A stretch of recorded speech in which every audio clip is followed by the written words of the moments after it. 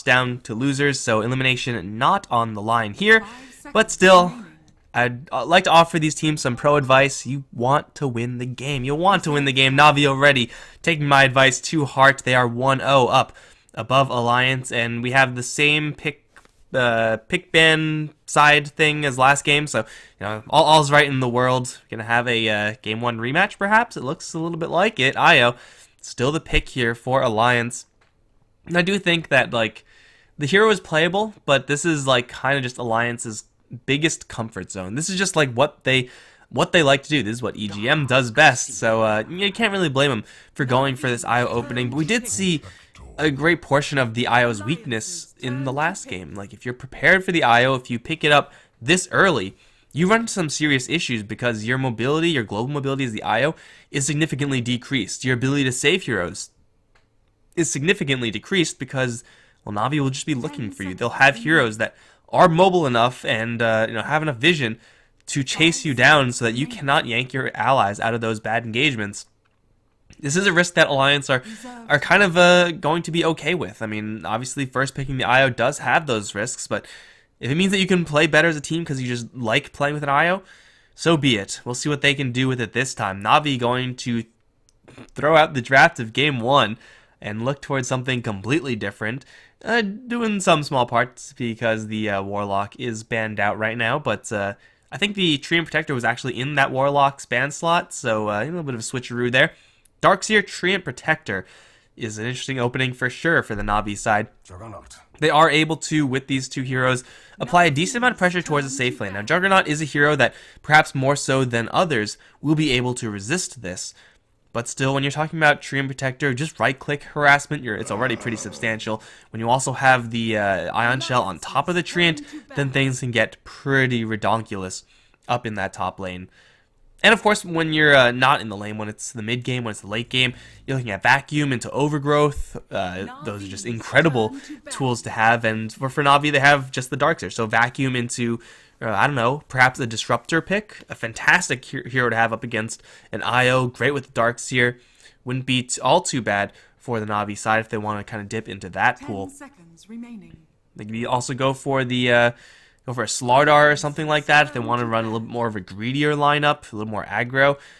Go full CIS with the Darkseer Slardar in that fashion. Now, they definitely do have options except for that Disruptor banned out along with the Slark. And on the Na'Vi side, just getting rid of some more of that IO synergy, which we didn't really see in the last game because of how hard countered that IO actually was. But still, got to cover their bases. If you're Alliance and you have IO Juggernaut and you're going to say that is your combo, quote-unquote, you're kind of okay with that. The movement speed on the Juggernaut, very nice. That additional sustain is quite nice as well.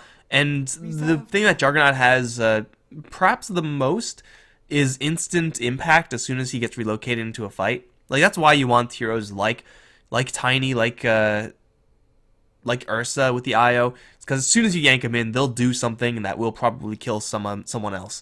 And Juggernaut has the Omni Slash, so it is definitely a nice little pairing here for the Alliance side. They also have a lot of sustain off of this opening combo as well. Healing Ward doing double duty when you're talking about an injured IO, tethering back into a Juggernaut perhaps. It gets pretty redonkulous. But Na'Vi, they go ahead and grab a Rubik, which is going to give them a nice bit of control. My concern for Na'Vi, though, is that they're going to end up being a little bit damage light. Darkseer, not really a huge damaging hero. They will need Pycat and Dendi to really step it up in the DPS department in this game. In the meantime, Alliance going to smork their way, possibly, to victory. They have Overcharge on a Juggernaut. They have Bloodlust on a Juggernaut as well. Juggernaut is just going to go ham if that's really going to be the case. The Treant Protector is a pretty good hero to have in that situation. Living Armor will protect you against those big crits, and you can always just Overgrowth the Juggernaut, try to get rid of that Blade Fury. It's not really a huge solid, oh, you're not going to do anything counter, but it's a good answer for Na'Vi, and of course Surge is going to be a very similar response. Na'Vi have so far a very, very defensive setup right now. Terrorblade is still open, and up against a Juggernaut, that doesn't seem like the worst selection. Terrorblade also gets a lot stronger, of course, with that Treant Protector. Ideally for Na'Vi, they would want to have someone who's melee, who's always melee in that safe lane, just try to get some Ion Shell value. For right now, it's going to be Lina. As far as mid lane heroes that have damage, I would say Lina probably close to the top, if not at the top. Lina, OD, probably TA, mix that in as well, which is something that Alliance can definitely pick up now. Now, Ion Shell is really good up against that TA in the kind of mid-game stage. But TA with Bloodlust and Overcharge up against the Lina matchup, I think that's a pretty clean one for the Alliance to get. And the best thing is that you know that the TA versus Lina matchup is going to be TA and Ogre Magi versus Lina, because Lina is not really going to get all that much help from Rubik and Treant Protector. A telekinesis setup for an LSA is not nothing, but it kind of pales in comparison to what Alliance can do if they decide to go for the Templar Assassin at this stage. I do still think that this is kind of a necessity for the Na'Vi side. You know that Rubik and Treant Protector, they, again, aren't going to be really roaming around in the lanes, so that means your mid lane hero has to be self-sufficient. And in this situation, you really don't want to be sacking Dendi, because, again, if you miss your mid lane hero, then you're just going to run out of damage. You just don't have any follow-up. And I really like this response from Alliance. Batrider with the extra movement speed, dual lane Batrider IO is not bad. But also, they have now a really good hero, along with the Ogre Magi, to deal with that Treant Protector. Fire, good against grass, as I'm sure you guys all know. But they also know that for Na'Vi, their damage is really going to be heavily loaded up into just one or two heroes. Like, Rubik, Treant Protector aren't really that great at responding to a Batrider. Let's just say they're not Vengeful Spirit. And Darkseer as well doesn't really have that much game up against the Bats, so if you're a Batrider, you know that there's very, very easy targets to go for, and those targets are easy to go for and will have a very large impact should you pick them up with the lasso. Now, normally I'm not really a huge fan of the Batrider. I feel like the hero is, I feel like as far as, on a scale of 1 to 100, where 100 is Lina and 0 is Meepo, I feel like Batrider is kind of like a 40, like, 40 percentile of strength. That's just my opinion, though, man. In this game, it is definitely looking like an easy 75. No offense to the Meepo players out there. I know some teams love it. Abed Meepo is definitely a thing. But perhaps I'm biased. Who's a 0 nowadays? Underlord? Is Underlord a 0? He might be. I haven't seen him since the nerfs. Not a single time. Feels kind of bad, man. Na'Vi, take out the Sniper. Another hero that has a decent match versus the Lina. A little bit more of a hero that benefits off of that Bloodlust and the Overcharge and the kind of defensive aspect of the IO, the relocate out. Yeah, but still, I would be worried if I was Na'Vi in their mid lane. Pycat Lifestealer going to be taken out now as Alliance go for a Silencer. Ooh, this is interesting. Now, this matchup is going to be okay-ish for the Silencer. Glaives of Wisdom spam is definitely a thing, but he does have to watch out for his movements. The thing is, when you're going for Glaives of Wisdom spam up against a Lina who has more range than you do, obviously you're going to be taking some right clicks before you deliver your right clicks of your own. And when you're throwing the Glaives, you're not moving, so the LSA is a little bit easier to land at that stage. It's a risky pick for sure, but going up against Darkseer, going up against almost a full lineup of casters for Na'Vi, means that Global Silence will just let Juggernaut go ham. And now eventually they also pick up this kind of delayed Silencer Batrider combo. Jump in Lasso with a Global Silence. There is actually nothing that you can do about that on these Na'Vi heroes. General probably going to have to go for a Lotus at some point in order to get that silence off of himself. And Lotus is actually incredible against what Alliance have, so it does seem like it's a pretty primo item to have. And for the Na'Vi side, they're going to go for Phantom Assassin as their last pick. They just needed a hero that had a lot of deeps. They needed someone to do the damage. You can't really blame him for going for this Phantom Assassin. Matchup-wise, seems like it's actually pretty good. Maybe a tough time up against the Batrider slightly, but the Blur is going to be an all-star up against Silencer and Juggernaut both. And again, it's a very similar situation to last game, where Phantom Assassin is was up against a Terrorblade in that case, but still up against just pure right-clickers. Juggernaut will be happy to get an MKB. Silencer, definitely a little bit less so. So I do like the last pick from Na'Vi. Although I do feel like Alliance's draft is a little bit superior.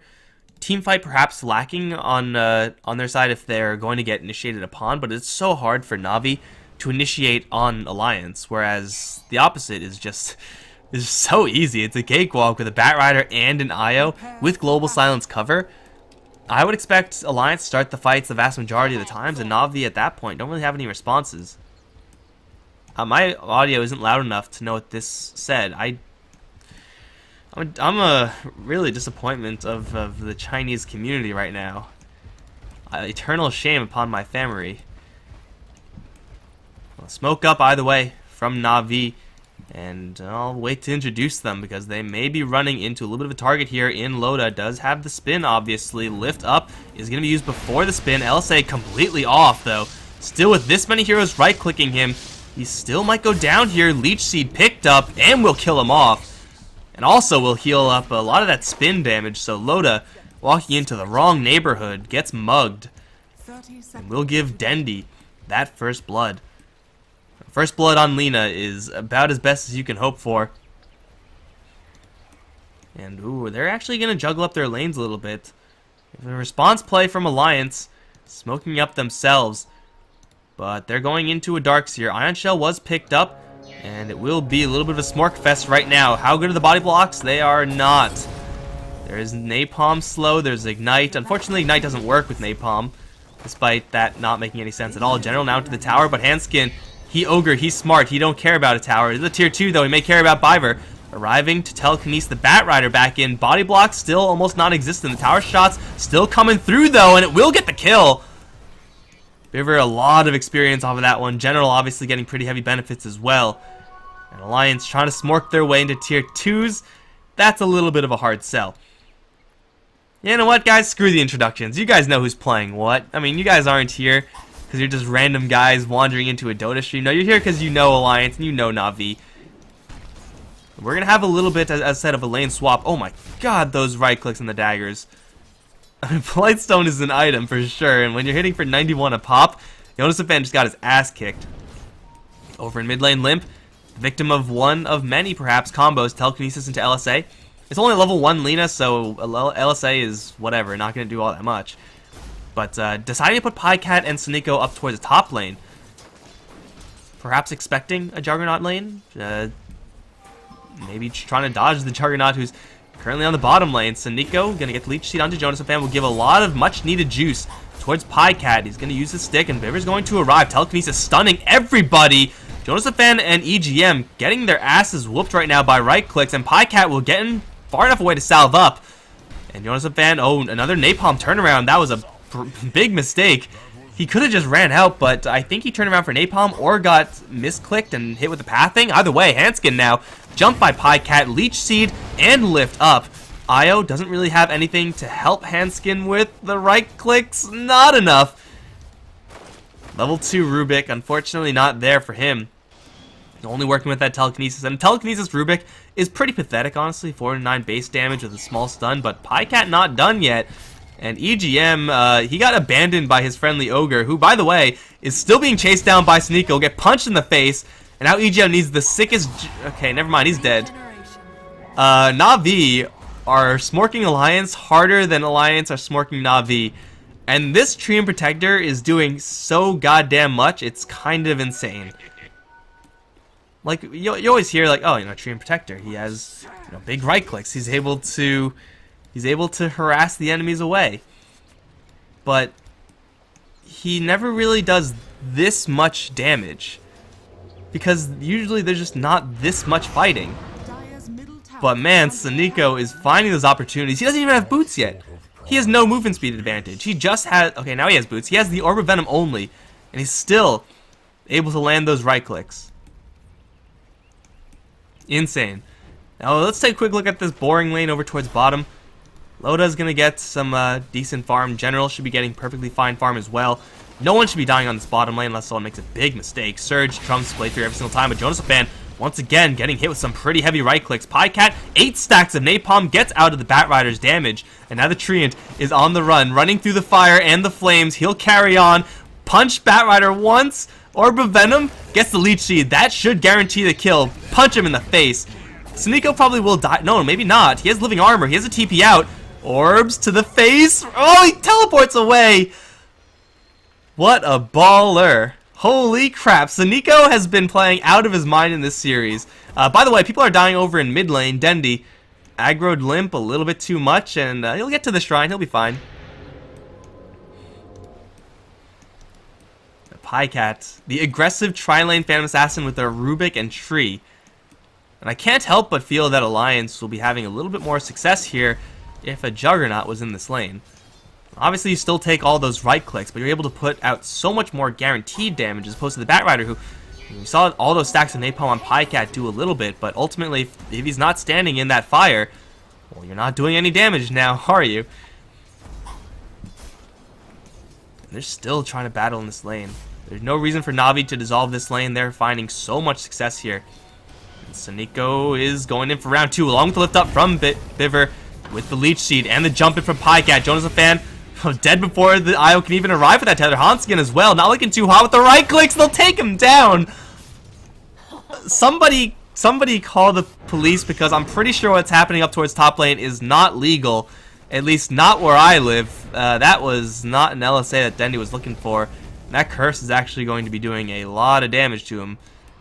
Should be fine still, but you know what? Dendi doesn't have to do anything in this game. He can just handle the lane as he is. Slight lead for the Lina. General's having a pretty nice time against Loda as well. No winning state here for the Darkseer, but a perfectly fine one. He's going to go into the jungle and he'll be fine in that regard. But this top lane is being absolutely dumpstered by Na'Vi. Not even close. At least Batrider, now level 3, has a pretty fast jungle. And this is very frequently what we see from Batriders who go towards the off lane, who struggle. Just try to scrape together level 3, go into the jungle, and then pop back into lane when they're like level 6 or something like that. They get pretty good clear times. The concern right now for Alliance isn't really going to be that Batrider, even though he is 0-4-0, 5-6 minutes in the game. It's kind of depressing. It's the fact that now what the hell did the IO and the Ogre do? Ogre's going to try to apply some pressure over in general, but it's only a level 2 Ogre Magi. He doesn't really have much to contribute in killing off a Darkseer because he's so tanky. IO can stack, I guess, but there's no one... over in mid lane, Silencer lifted up into an LSA. Leech Seed is there as well. Siniko and Beaver, they're going all over the place. Collecting heads, taking names, thinking about diving tier 1s. Probably a little bit too deep for Siniko this time. These supports are going to be kind of in an awkward position where they don't really have access to their safe lane. When was the last time you guys saw a safe lane that was shut down this hard? So much so that nobody at all is comfortable going in. Now usually if a carry is having a bad time in a safe lane, whatever, he'll go to the jungle, he'll go to the off lane, they'll find some way to switch it up, and then like a ranged support is going to be like hiding or something like that and just absorbing experience. That's not standard, but it's what happens. This is never what happens. You never ever see a safe lane completely abandoned like this. General, whoa, totally didn't miss that, guys. Is going to dodge the danger, but oh, EGM, don't tase me, bro. Got zapped in the jungle by Biver. These movements from these supports are insane. Oh, notice a fan. I think I'll go back to the lane. It seems safe now. And he's dead. 11 versus 0. God, is there some sort of mercy rule in effect now? There should be in Dota. I mean, it's a 4K lead off of an 11 kill advantage, which is perhaps not like that bad. It's not something that you can't recover from, but it's still 7 minutes in the game. There's still nobody getting farm up on top. The Juggernaut at least is still getting farm, so Loda is going to be pretty happy. But this is becoming more and more a Juggernaut game. He has all the steroids, and he has all the backups, so yeah, he is in a pretty good position matchup-wise, with the Hand of Might especially. They have an Omni Slash and a Spin. General, though, going to try to run away. He's going to be cut off by the Batrider. No lasso there, and General's going to get ahead of Jonasum Fan. 4 heroes in bottom for Alliance to do a whole lot of nothing, and now Na'Vi are setting their trap. Going to be TP coming in from Siniko. He's level 5 right now. He's still invis, although his trees are kind of being destroyed right now. They still want to defend their structures. General, what's his vacuum looking like? Level 1. Level 3 Ion Shell will not really do enough. Loda takes a crit. Never lucky. They will back off successfully. Na'Vi don't really get all that much, but again, they don't really need to get all that much. It is the burden of this game is all on Alliance. They have to be making those plays. And along those lines, well, Io's only level 3. If they had a little bit more experience on Io, I'm not really sure how he would get it, given how safe lane went. But if he did, relocate with the Juggernaut, trying to leverage Omni Slash as much as you can. That's how you come back into this game, by getting those quick assassination type pickoffs. Get the Silencer involved in those kills as well, start stealing some intelligence. If you're able to grab some from the Darkseer, he may experience some really significant mana troubles later on. Of course, the Phantom Assassin, be dumb. If you're able to take out her intelligence, then yeah, just things get unhappy for her really, really quickly.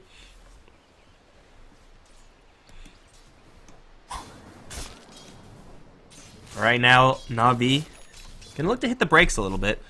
Pycat's gonna leave the top lane, give that over to Dendi. Double Nulls, looking for that Bloodstone buildup.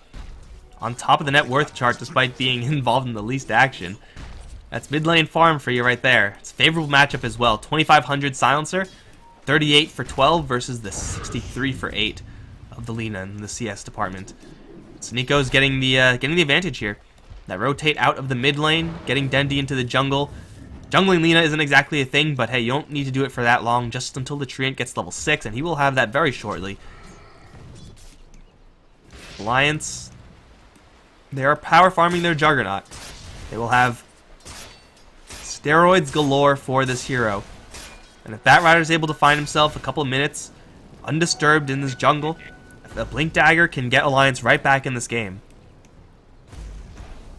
So Alliance, they're not feeling hot about this, but they still are in a position to recover, assuming they kind of limit their deaths for the next 5-10 minutes of this game. If this score gets pushed to like 13 or 14-0, that's still like a fine threshold for Alliance. That's something that they can recover from, simply because of how their draft is designed.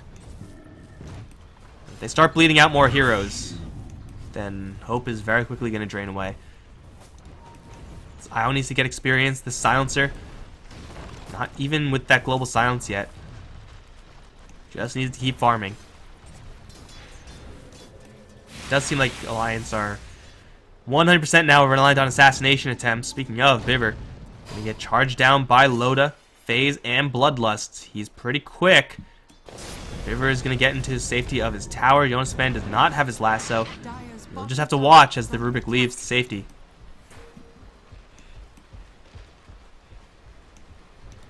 Skin will do the same. I don't think they saw him. Level 2 vacuum. The tower's still going to be beaten down. Treant Protector, the battering ram. Dire's top tower is under attack. Dire's structures are fortified. No one's on top lane still for Alliance. Na'Vi have been working with 3 lanes, Alliance really only with 2. They still will start shoving this bottom lane. Was already previously shoved pretty hard. Load with the Ring of Basilius turned on. Might just make an even tower trade. That is going to be pretty big for Alliance, although TPs are coming in. So Nico, go invis, give that armor to the tower. Overgrow. There is a deny threshold here, but he's just going to walk away. Not really sure about that overgrowth, but for Alliance, it's a big trade. Losing your top lane tier 1 actually makes this lane a little bit more workable because the creeps are a little bit closer to a tier 2 instead of just a tier 1, so it's very, very difficult to dive that, at least compared to a tier 1. And it'll be an even gold exchange, and when you're behind, you want even gold exchanges as much as you can. Vivre going to run into an Ogre Magi. He's going to be pretty unhappy that he only stole a level 1 spell, but it's not like he could have gotten anything better. On Skin is daggered, and with the Ion Shell, oh my god, that's a crit. That's a double damage rune on Phantom Assassin. I thought that was doing a little bit more damage. Hard to see with all these particles on her, but yeah, Pycat is loaded up with steroids as well. Look at this. This is ridiculous. Well, 12-0. It's only a level 3 Ogre Magi, so it's not that bad. But at the same time, it's a level 3 Ogre Magi 13 minutes in. Like that, this right here, this is not the face of a happy ogre. This is what sadness looks like. If you're ever playing Pictionary and you get sadness, just draw Ogre Magi with 679 net worth 13 minutes in the game. At least he has boots, right? We've seen worse. Tower will be destroyed on bottom, and this time no trade will be happening for Alliance. Na'Vi Hand of Midas, number 1 being built up on the tree. Seems like that's going to be it. Hand of Midas got 1 on the Silencer on the other end, 2 on the Juggernaut. Yeah, so Alliance are definitely building up for the comeback. Radiant's top tower is under attack. Ooh. Yeah, we have a comeback build here for Alliance. This is a necessary evil. A desperate move for sure, but they have to do this. They have to find some way of getting their kind of underfarmed cores and the Bat and the Silencer back into this game. And yeah, it's going to mean that the next, well, I guess what was a 10-minute timing is going to kind of extend a little bit more for Na'Vi, where they have so much more time to play this out and just look for those assassination attempts. If Alliance, again, can limit their deaths, then they will have a pretty good shot with these items. But Na'Vi, they know that there are at least a couple Midases on the other end, just to their 1 on the tree, which is not hugely relevant. So they will have to keep this pressure up. And they will do just that with the smoke. Top lane, Pycat's pushing. Was actually a pretty vulnerable target up towards top, especially since Relocate on IO is available. But EGM's just chilling with Limp. Just looking to keep this Silencer safe. I think they just caught a glimpse of him with his Observed Ward, but Alliance know that something's up. They see only Pycat up towards top lane. And now they see Dendi. So the jig is up.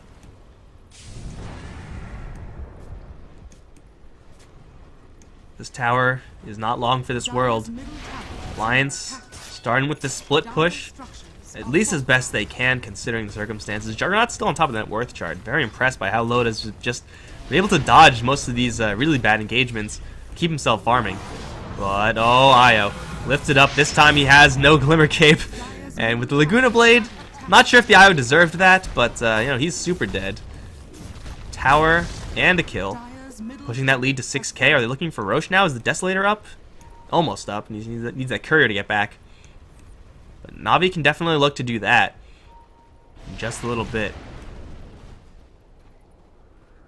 This is not looking like a great game for Alliance, seeing as though the net worth experience making no real moves in their favor.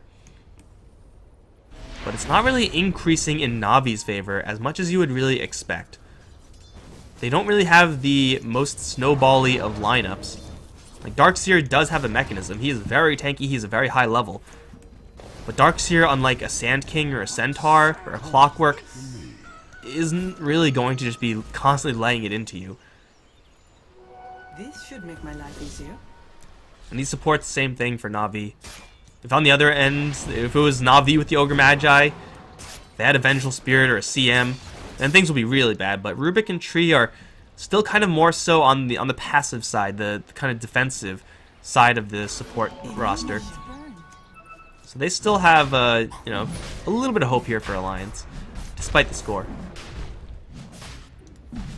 That hope will start to disappear as Na'Vi pick up more objectives for free.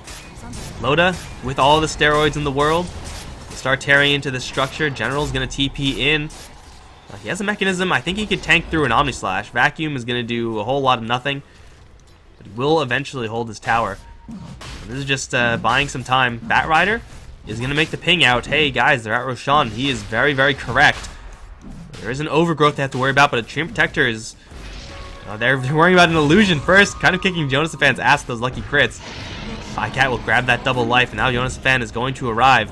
Pycat is going to get some overgrowth, gets a big crit on the dagger, and gets a free kill, though he's still silenced. He's most likely going to lose his first life. Spin now onto Sneeko, not quite going to kill him just yet. Pycat's going to get another jump out, another big crit on EGM before he goes down. Omni Slash will get Loda a double, but Dendi now arrives with the Laguna Blade, making it an even 2 for 2.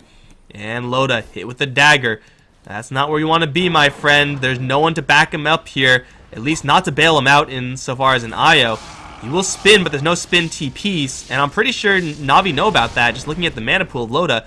Sick jukes! No, okay. Well, you know what? He tried. He's going to get picked off as well.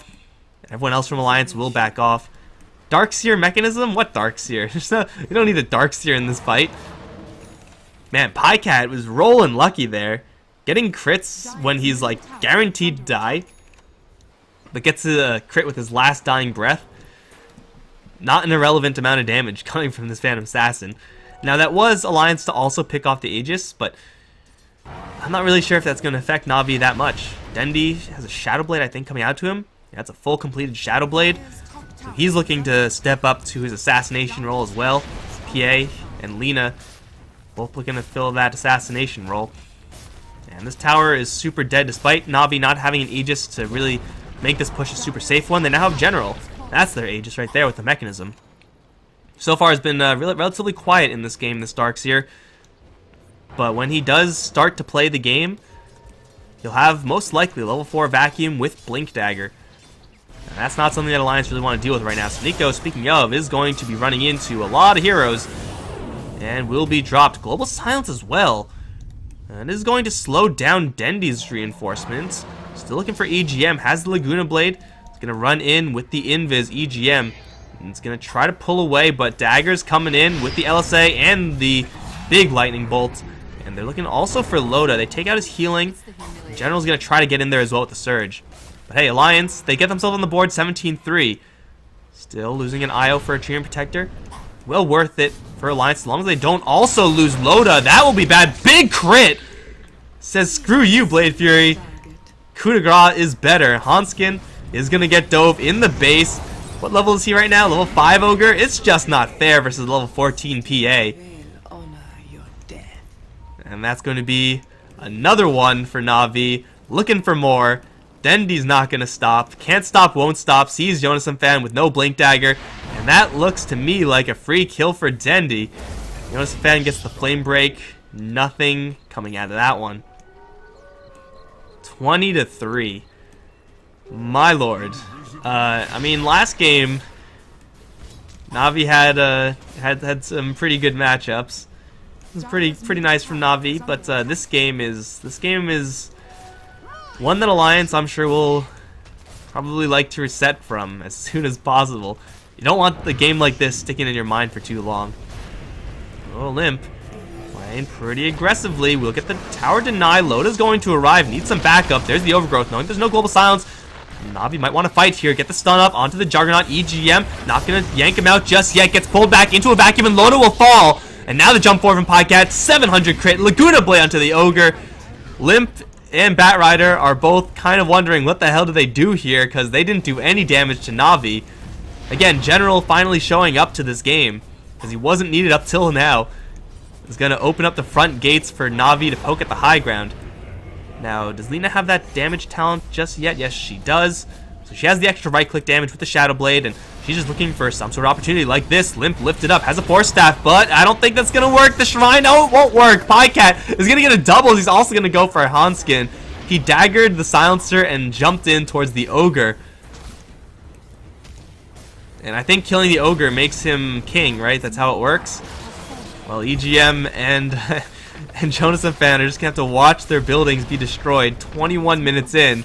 3-25 now. That's going to be mid-racks down. And Na'Vi with no signs of stopping. Oh, Dendi with the Feign Retreat. Oh, onto Loda with the Laguna Blade. They got him again. Get mind gamed. Now the Batrider trying to initiate, in quotation marks, of course. EGM's like, get me the hell out of here, guys. I want out. He's going to get out, but his allies are not alive, so who cares about an IO? Nobody. Notice the Fan's back. He's going to buy out. Loda has a buyout as well. With the Global Silence Alliance, I'm not really sure if they can do much here. Limp's going to try. Move forward. Still, Dendi has his eyes on the prize. And it will be the Phantom Assassin. Ready to jump into the drop of a hat. Dendi gets Force Staffed in. Big play if he can get out, but oh, actually no, Pycat wants in instead. He's like, oh, Force Staff her? Why not me? I want to fight. She's going to get 2. And Alliance, they use Global Silence to do, well, about half HP worth of Dendi damage. It was, by the way, 28 Bloodstone charges. So even if he dies, pretty sure he doesn't care. Or stab. Oh, the LSA combo with the vacuum was perfect. Oh my god. Somebody please call the cops. Omni Slash is going to do very little versus General. He'll fall as well. 3-31. And that's going to be GG well played. That was one of the most one-sided matchups of teams that shouldn't have one-sided matchups I've ever seen in my life. Like, there are games where you know one team is better. and you expect one team to win. This is not one of those games. Like, Alliance played well enough in the last game for me to say, okay, yeah, these one-sided stomps, they shouldn't be happening. But then this happens. Then this happens, Na'Vi show up. We were asking earlier, guys, is Na'Vi back? There's a pretty good argument for the yeses out there. 3-31. I mean, where even to begin? Bottom lane for Alliance was fine. Mid lane lost. Limp versus Dendi is, again, a rough matchup for the Silencer. That top lane got absolutely destroyed. Batrider manages his lanes really slowly. Needs a lot of build-up. Needs a lot of time to do that damage. And Soniko just crushing that lane from a very early stage, along with the Rubik, who's not really, again, the most aggressive hero. Okay. Whatever you say, guys. Whatever you say. General doing his best to screw over all the stat keepers out there who are like, oh, well, you know, General, whenever Darkseer picks up Chrysalis, he has a 100% win rate. I wonder why. But, yeah, with an Io who has very little to contribute to that safe lane, and just crushing initiations constantly on a Batrider, Na'Vi will not just beat Alliance, but they will absolutely destroy them. Which is kind of a shame, because I want to cast 3 games of these two teams. I want to see another one. Can we make this a best of 5? Please? Unfortunately, we can't, guys. We are going to have to call it quits for right now. As far as the Epicenter EU schedule for today, another game is going to be played eventually today, but because this best of 3 was so fast, I'm gonna shut off the stream because I don't want to be here for another 3 hours waiting for Singularity.